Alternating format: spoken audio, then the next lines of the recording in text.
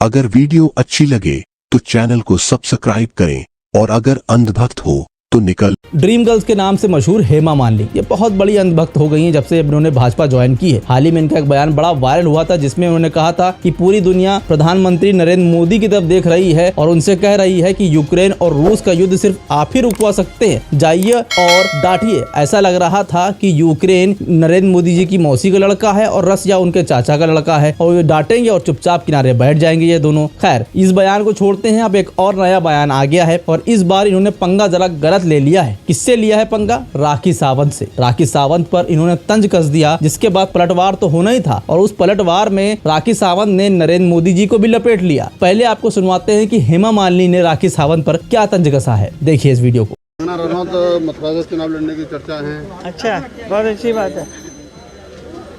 आपका क्या विचार है इस बार? आप मेरा विचार क्या मैं बताऊं? मेरा विचार भगवान के ऊपर है। Lord Krishna will do it what he wants. हाँ, कोई और बेचारे जो यहाँ के मथुरा के जो सांसद बनना चाहेंगे उसको तो आप बनने नहीं देंगे। आप लोगों ने दिमाग में सबको ऐसा डाल के रखा है कि फिल्म स्टार ही बनेगा। आपको सब फिल्म स्टार ही चाहिए मथुरा में।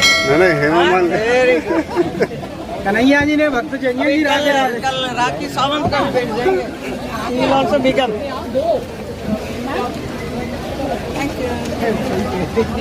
तो देखा आपने, वैसे बेटर नेता साबित होंगी राखी सावंत हेमा मालिनी और कंगना रनावत दोनों से, क्योंकि इनके पास तो कुछ है नहीं, ना अक्ल है ना ही कुछ काम करने का तजुर्बा। राखी सावंत के पास इनसे ज्यादा अक्ल है और इनसे ज्यादा वो सेंसिबल तरीके से काम कर सकती हैं बिना धर्म जात और नफरत फैलाए, मगर ये दोनों तो गोडसेवादी हैं, इसलिए इनको नहीं पता कि कैसे काम किया जाता है। आइए अब आपको सुनवाते हैं कि राखी सावंत ने कितने मजेदार तरीके से तंज कसा और उसमें पीएम को भी लपेट लिया।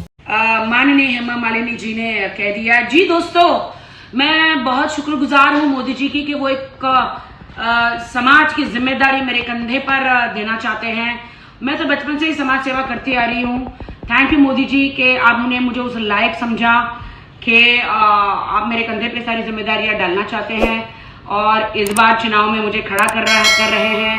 हेमा जी ने ये अनाउंस कर दिया है, तो मैं तो देश की सेवा के लिए ही पैदा हुई हूँ और मैं देश की सेवा करना चाहती हूँ। और क्यों नहीं, हमारे मोदी साहब, हमारे प्रधानमंत्री जी चाय बनाते बनाते प्रधानमंत्री जी पीएम बन सकते हैं, तो मैं बॉलीवुड में काम करते करते सीएम क्यों नहीं बन सकती हूँ? डेफिनेटली मैं बनूंगी। आप सबका आशीर्वाद चाहिए। तो 2024 में अब आप मुझे चुनाव लड़ते हुए देखेंगे। किसके अपोजिट, ये सरप्राइज है, बट हाँ, हेमा मालिनी जी ने अनाउंस कर दिया।